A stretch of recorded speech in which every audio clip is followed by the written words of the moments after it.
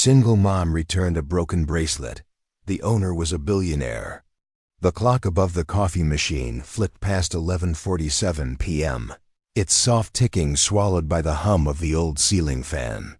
The diner had thinned out to just one couple lingering over cold fries, and the quiet felt heavier than usual. Ava Morales moved between tables with a practiced rhythm, wipe, straighten, stack, yet every few minutes her eyes darted to her phone on the counter. One unread message glowed on the screen. Sophie fell asleep already. "Don't worry, Mrs. Delaney," Eva exhaled slowly. Her 6-year-old daughter was safe next door, sleeping on the neighbor's living room couch, but a mother's heart rarely rests. Nights always stretched longer when your child was somewhere you weren't. She reached under a booth to pick up a stray napkin someone had stepped on, her back aching from the long shift. As she crouched, something glinted under the seat, just a sliver of silver catching the fluorescent lights. She reached for it, expecting a loose coin or cheap earring. But when her fingers closed around it, she felt a surprising weight, cool and smooth. She pulled it out. A silver bracelet. Broken. One of the links had snapped clean through, letting a small heart-shaped charm dangle loosely. It wasn't flashy, not something from the discount jewelry counter. Yet it had that unmistakable glow of something made with intention, not mass-produced. Ava turned it over in her palm.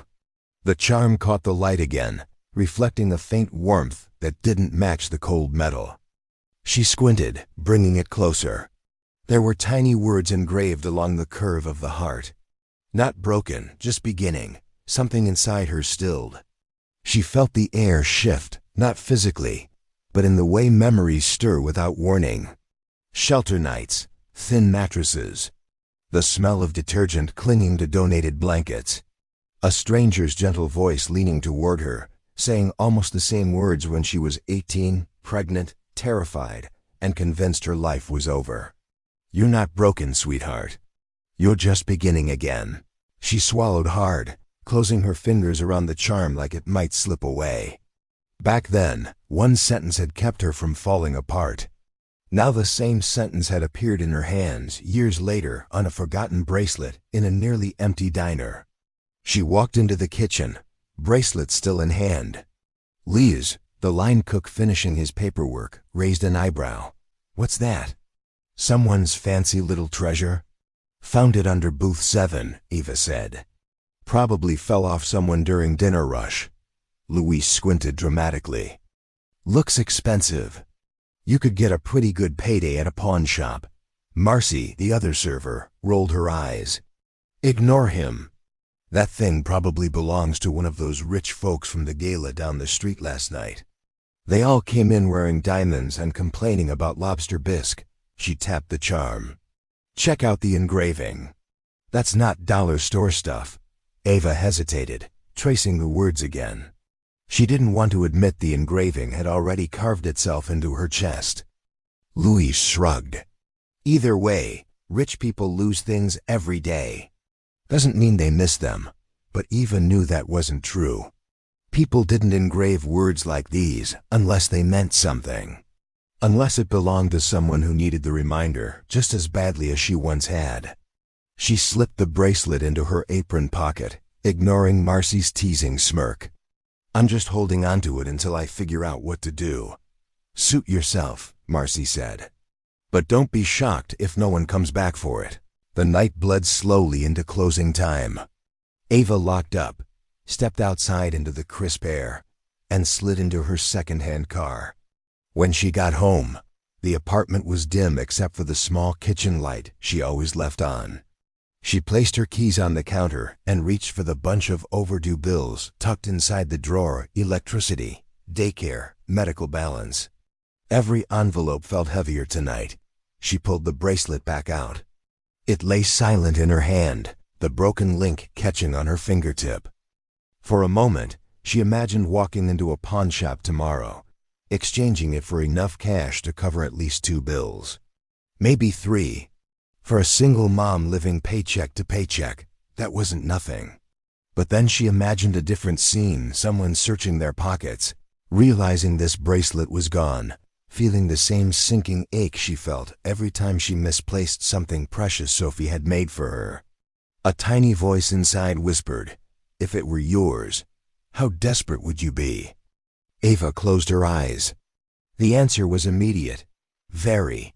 She tightened her grip on the bracelet, holding it like a fragile truth. "If I were the one who lost this," she breathed, "I'd be heartbroken." The apartment hummed softly around her as if waiting. She straightened, decision landing solidly in her chest. Tomorrow, no matter how inconvenient, she would try to return it. Not because she had much, but because it was the only thing she could do that felt right.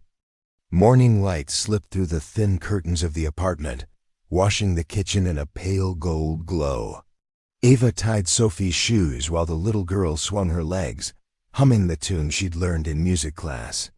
In Ava's tote bag, wrapped carefully in a folded paper towel, the silver bracelet rested like a secret she wasn't ready to explain.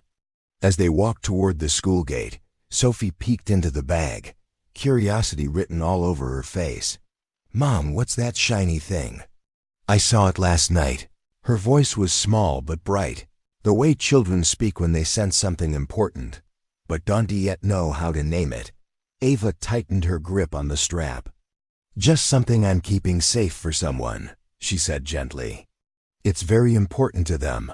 Sophie nodded thoughtfully, accepting the answer with the simple trust only a 6-year-old could give.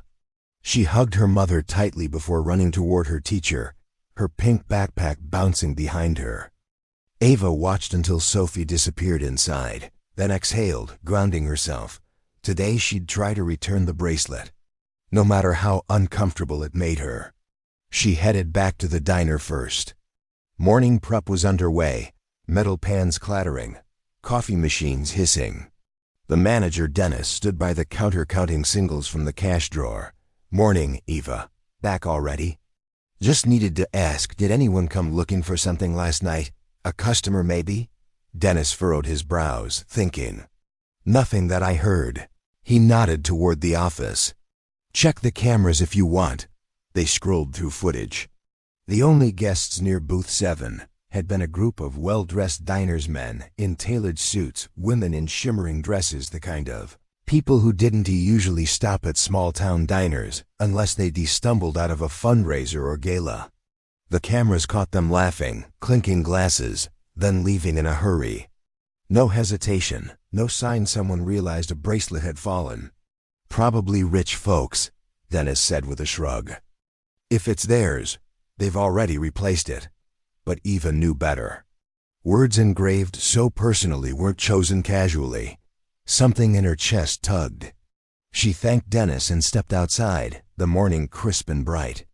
Her breath made faint clouds as she pulled out her phone, searching for the nearest jewelry repair shop.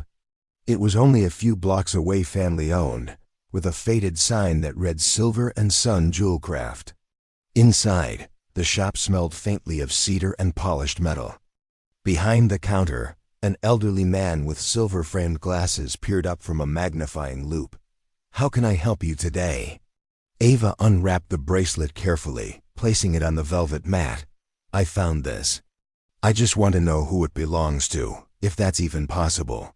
The jeweler lowered his loupe, and the moment his gaze landed on the charm, something in his expression shifted. Recognition. "Where did you get this?" he asked softly. "At the diner. Someone must have dropped it." He lifted the bracelet with delicate fingers, studying the laser engraving. The precision of the clasp, the custom heart charm. "This isn't just silver. It's a limited commission one I worked on years ago." Ava blinked in surprise. "You made this?" "Not alone," he corrected gently, "but I handled the engraving." It was a large order placed by the Heartbridge Group. The name rang a faint bell, something she'd seen on billboards or delivery trucks, but nothing she'd ever thought about closely. "These bracelets were for a very private charity event," he continued. "Each one gifted to a small group of donors and volunteers. Only a handful were ever made." He hesitated before adding, "The chairman at the time was Liam Hart, young billionaire, though he kept out of the spotlight. Billionaire." The words struck her like a cold splash of water. The distance between her life and theirs expanded abruptly, two worlds never meant to touch. She imagined marble floors, sleek cars, expensive smiles. And then there was her, a single mom with overdue bills, a diner apron, and second-hand shoes. Still, the jeweler scribbled an address on a small card and slid it toward her. Heartbridge Tower. If the bracelet has a home, it's there. Ava stared at the card. A skyscraper, corporate territory. A place she had no business stepping into. A place where people had options she couldn't even imagine. Her stomach twisted with the familiar ache of inadequacy, but beneath it was something steadier. A thread of resolve. She thanked the jeweler and stepped back into the sunlight. The city looked normal, cars passing, leaves trembling in the wind, but her world felt subtly tilted, as if the bracelet had nudged her onto a path she hadn't chosen, but suddenly couldn't turn away from. 10 minutes later, she stood at the base of Heartbridge Tower. The building rose like a mirrored pillar into the sky, its windows catching the morning sun and scattering it in bright shards across the plaza. People in pressed suits streamed through the revolving doors with purposeful strides. Ava's reflection trembled in the glass, her old jeans, her worn tote bag, the faint shadows under her eyes from nights spent worrying. She closed her fingers around the strap of her bag and drew a slow, steady breath. "Just return the bracelet," she whispered to herself. "Then go home." The doors spun in front of her, a slow, continuous loop of motion, inviting and intimidating at once. And with one final inhale, Ava stepped toward the world she never thought she'd walk into. The moment Ava stepped inside Heartbridge Tower, the air shifted. The outside world, traffic, footsteps, wind fell away behind the sealed glass doors, leaving only the soft hush of wealth. The lobby glowed with polished marble floors and towering windows that flooded everything with cold, bright light. People moved with smooth, practiced efficiency, heels clicking, suits brushing past her without a glance. Ava paused near the reception desk, gripping her tote bag, willing her heartbeat to steady. She rehearsed her lines silently. "I'm here to return something. That's all." The receptionist, a young woman with a sleek ponytail and expression carved in professionalism, finally looked up. "Good morning. How can I help you?" Ava cleared her throat. "I found a bracelet, and I think it belongs to someone who works here." She placed the bracelet on the counter with both hands, the charm catching the overhead lights. The receptionist's eyes narrowed slightly. She looked at the bracelet, then at Ava's worn jeans, her faded coat, her nervous posture. Her voice cooled. "Where did you get this?" "From the diner on Mulberry Street," Ava answered. "It must have fallen off someone last night. I just want to return it to the right person." The receptionist's gaze hardened with suspicion. "You found it? Just like that?" Before Ava could respond, the woman leaned forward, lowering her voice as though Ava were a potential threat. "This bracelet is part of a private company event. Not something guests of a diner would normally have access to." Ava blinked. "I'm not. It was on the floor under a booth." "I didn't steal anything." The receptionist didn't seem convinced. Instead, she glanced toward security. Two guards who had been standing near the far wall straightened and began walking over. Their polished shoes tapped rhythmically on the marble, echoing louder than they should. "Ma'am," one guard said, stopping just behind her. "We need to ask a few questions." "Questions?" Ava whispered. "Why?" "Because this item," the receptionist said firmly, tapping the bracelet with a manicured fingernail, "should not be circulating outside the company. It was gifted only to a select group during a private event. Hardly something one would simply find." Ava felt heat rising up her neck. "I'm telling the truth. I'm just trying to return it." The second guard stepped closer. "If you'll come with us, we can discuss this away from the lobby." Away from the lobby, the phrase chilled her. It sounded too much like danger, too much like being cornered. Her breath quickened. A memory flashed the shelter hallway, fluorescent lights, voices asking questions she felt too small to answer. She took half a step back. "Please," she said quietly, I don't want any trouble. The receptionist crossed her arms. Then be honest. Are you expecting compensation? A finder's reward, maybe? Ava's cheeks flushed with humiliation and anger. No, she said sharply. I don't want money. I just thought someone might be looking for it. The guards exchanged a look, the kind people use when they think they're dealing with a liar. One reached a hand slightly toward her elbow. Ma'am, if you'll step outside with us. A soft chime interrupted him. The elevator behind them slid open with a quiet hiss. A man stepped out, tall and composed. Sleeves of his white shirt rolled neatly to his forearms. His hair, dark brown and swept back, caught the light as he walked with easy confidence, a stack of folders in one hand. He was already mid-stride toward the exit when his gaze brushed the reception desk, then froze. His eyes locked onto the bracelet in Ava's trembling hand, everything about him stilled. Slowly, he lifted his gaze to her face. His expression shifted from confusion to shock, to something softer, almost like recognition breaking through years of distance. Eva, he said quietly. The sound of her name in that voice, deep, warm, achingly familiar, hit her like a wave. Her breath caught. No, it couldn't be. Eva Morales?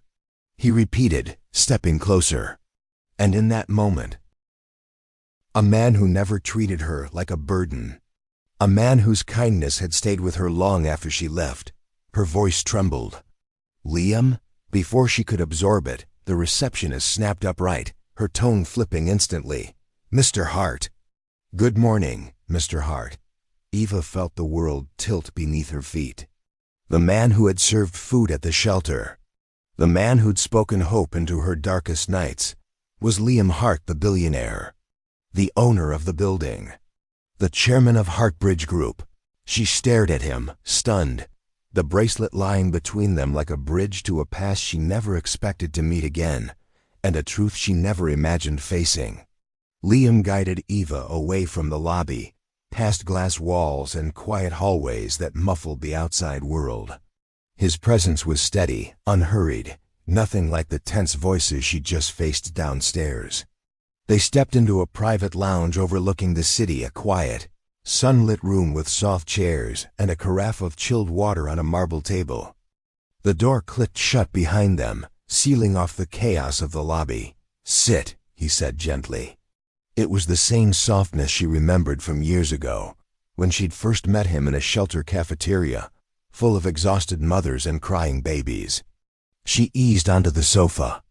Her hands still trembled faintly, so when he handed her a glass of water, she held it with both hands, grounding herself in its cool weight.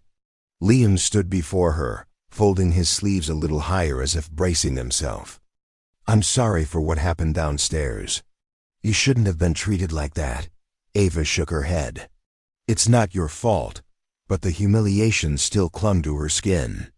He took a slow breath, then lifted the bracelet from the table, letting the charm swing gently. This isn't just expensive, he said quietly. It was my sister's idea. Before she passed, she talked about creating something meaningful, something that would remind people they weren't alone. These bracelets were part of a promise. He glanced at the engraving. Not broken, just beginning. She used to say that whenever life fell apart, he added, his voice softening. It became her mantra. When we planned the fundraiser last night, we made these bracelets to honor her. Every charm represented a commitment to help someone rebuild single moms, low-income families, people who needed a safe place to land. He hesitated before admitting, Second Harbor was her dream. I'm just trying to finish it. Eva felt her chest tighten. The words, the engraving, the story, everything threaded back to the boy she remembered. The volunteer who carried warmth in his eyes, even when he barely spoke. What happened last night? She asked gently. He dropped his gaze. I panicked. The single vulnerable admission seemed to cost him something. The event was big, loud. A lot of people demanding attention, praising the company. And I just needed air, space, something real. His fingers brushed the bracelet, almost unconsciously. I slipped out and walked until I ended up at your diner. I sat there and tried to breathe, and when I got up to leave, he exhaled. I didn't notice the bracelet had fallen. When I reached into my pocket later and it wasn't there, it felt like a sign. Like I'd already failed her. The confession tugged something deep in Ava. She understood the crushing weight of expectations, of promises you were terrified to break. She took a breath, steadying herself. I remember, she said softly. At the shelter. I was terrified, pregnant, alone. You used to bring me extra food without saying anything. You said those words once. You're not broken. You're just beginning. I never forgot that. Liam's eyes lifted to hers, surprise flickering into something warmer, deeper. You remembered? How could I not? She whispered. For a long moment, the room felt suspended. Two lives that had drifted far apart suddenly aligned again, held by a single silver charm. But outside the glass walls, the world kept moving. And someone else had noticed them. Across the lounge, just beyond the doorway where the hall curved, a junior employee carrying a stack of folders paused. She spotted Evie, her simple clothes, her nervous posture, the bracelet glinting in her hand beside the Billionaire, CEO. Curiosity flickered into quick, sharp judgment.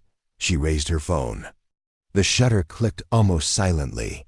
She zoomed in on Ava's fingers holding the bracelet, cropping Liam's gentle expression into a frame that told a very different story. Within seconds, the image was sent into an internal group chat. Gold Digger came to claim Mr. Hart's lost bracelet. Asking for money, probably. Laughter emoji.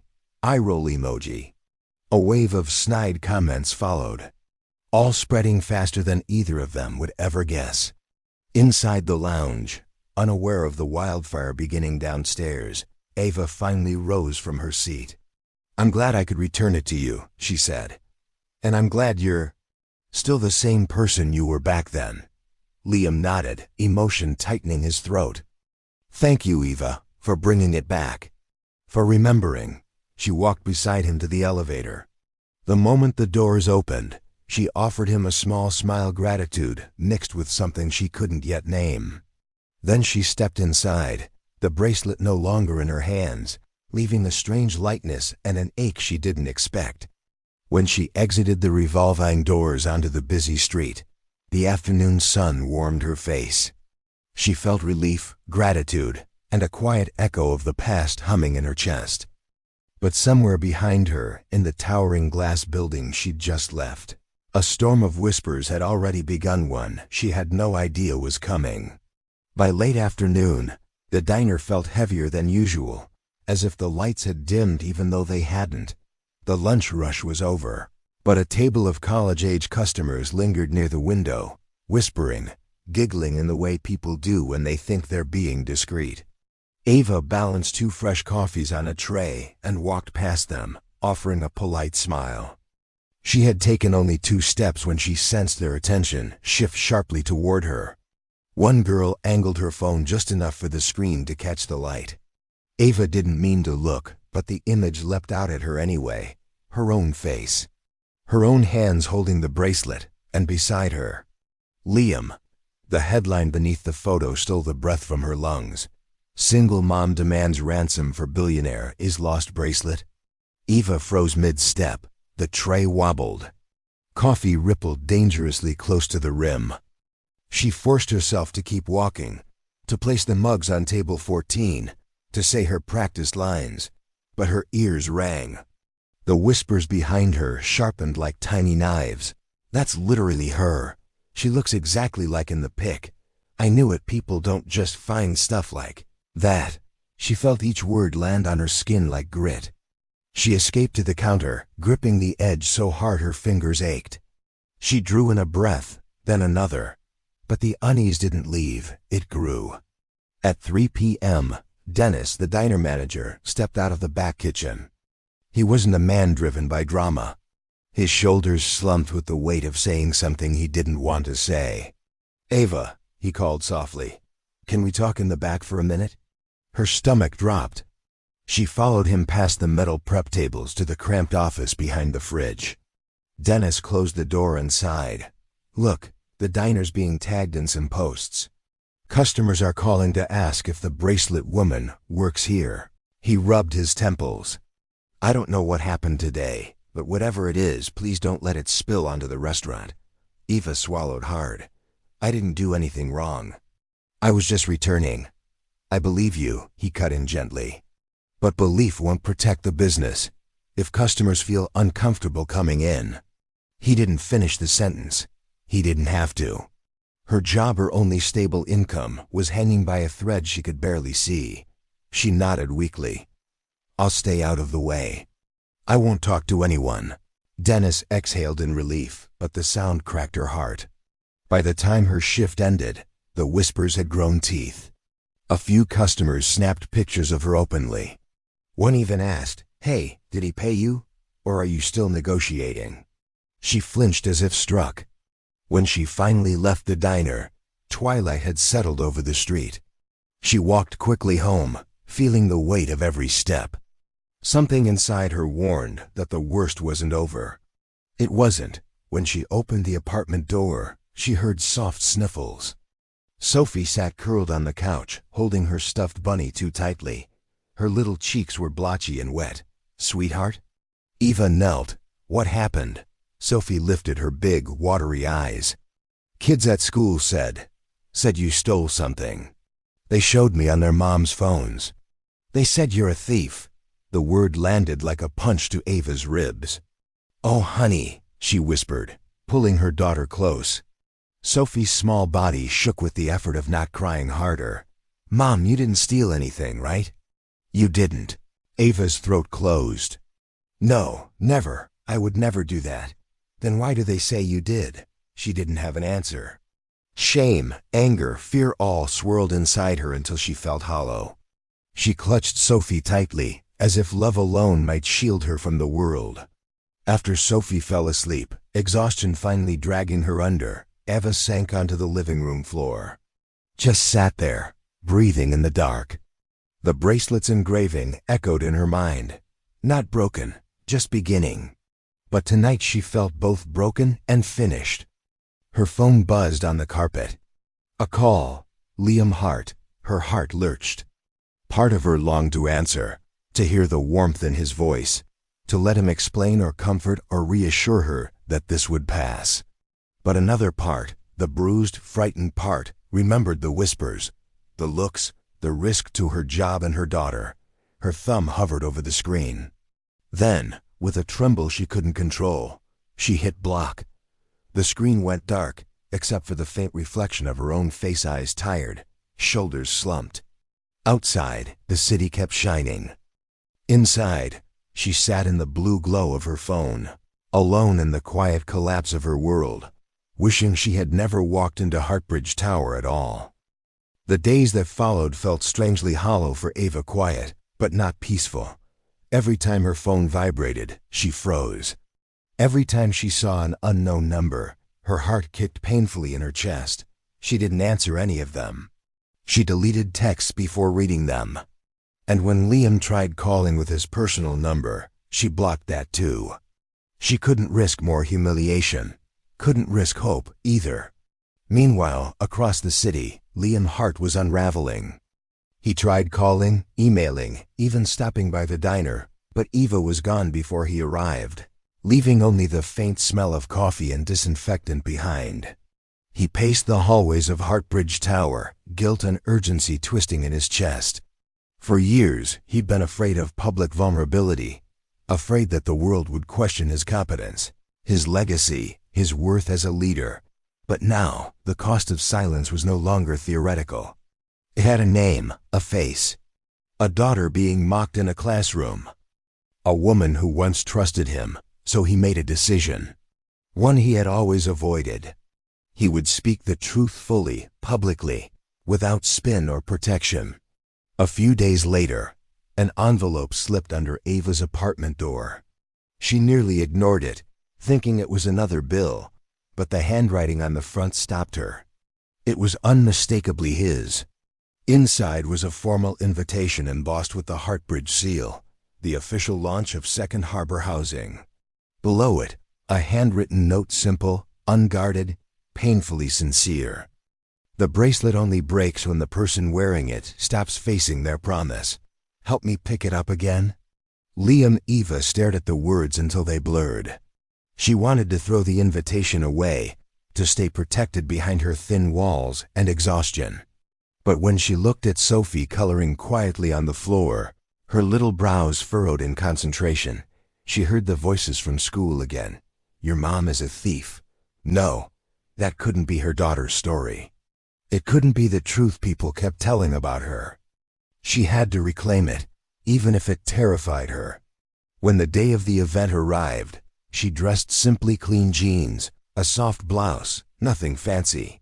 She slipped into the crowded auditorium, staying near the very back, where the lights were dimmer and she could disappear if things went wrong. Sophie, small and brave, held her hand tightly. The press sat in the front rows, cameras pointed at the stage. Heartbridge employees filled the space behind them. On the stage stood a single podium, flanked by a massive screen. When Liam walked out, the room fell into a hush. He looked different, still composed, still polished, but his expression carried something raw beneath the surface. Thank you all for coming, he began, voice low but steady.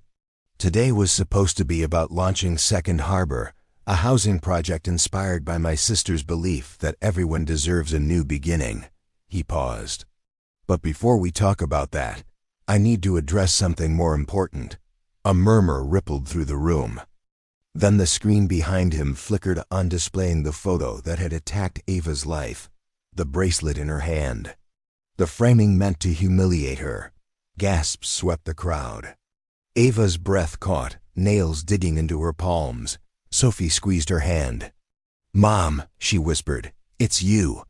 Liam faced the audience, unflinching. This image was used to tell a lie, he said.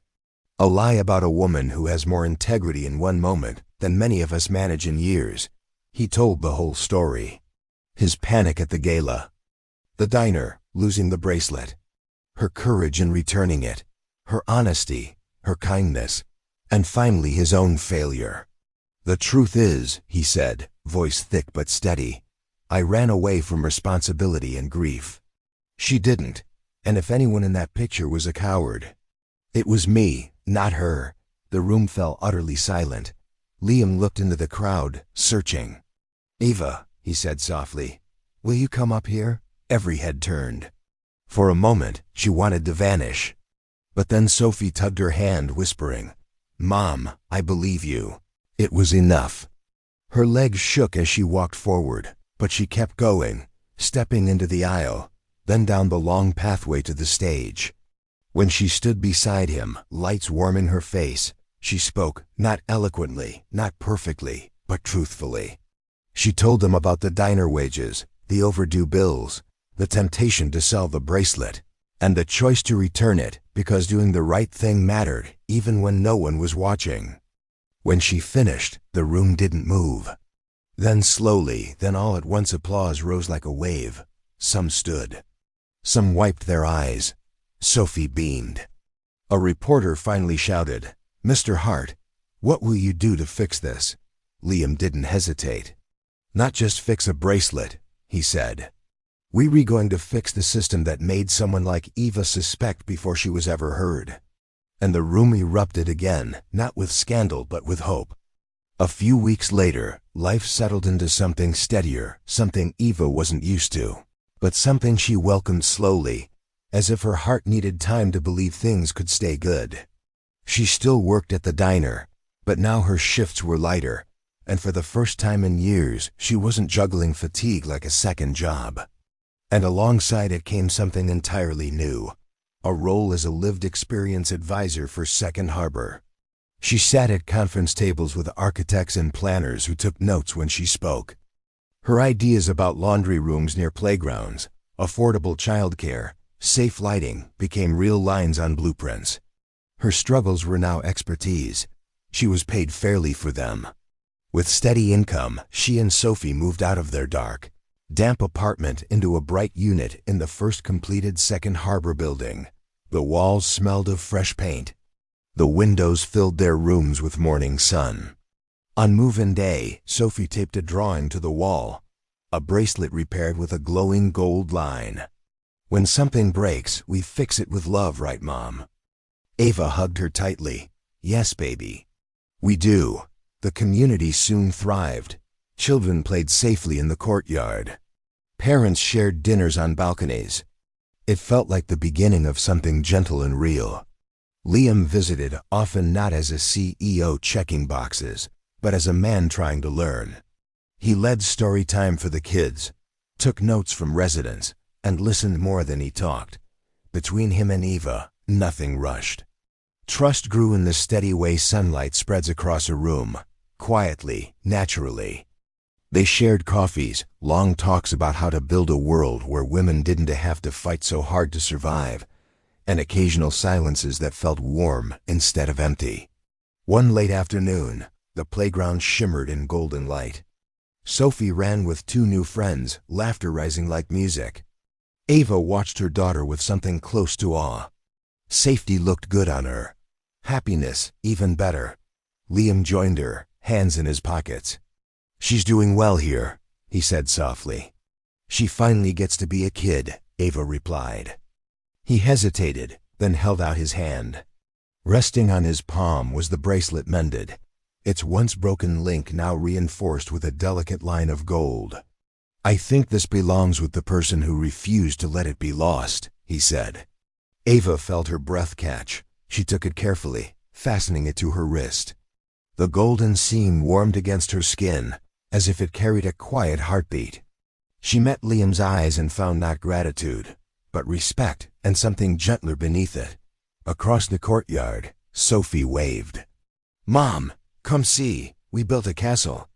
Ava laughed softly. She glanced at Liam. "Come on. She want to show you too." They walked side by side, the evening breeze brushing past them, shadows stretching long behind. And in that quiet, steady moment, a truth settled in. Sometimes a single choice returning something, instead of keeping it, opens doors no one expects. A broken bracelet becomes a reminder that people break too, but with trust, compassion, and a chance to begin again, the cracks can turn into the strongest part of the story. If Ava's courage and Liam's change of heart touched you, take a moment to share this story with someone who needs hope today. And if you'd like more stories about single moms, second chances, and quiet heroes, feel free to like this video and subscribe to Midus Stories so you don't miss the next chapter. If this story touched your heart, follow Midus Stories for more.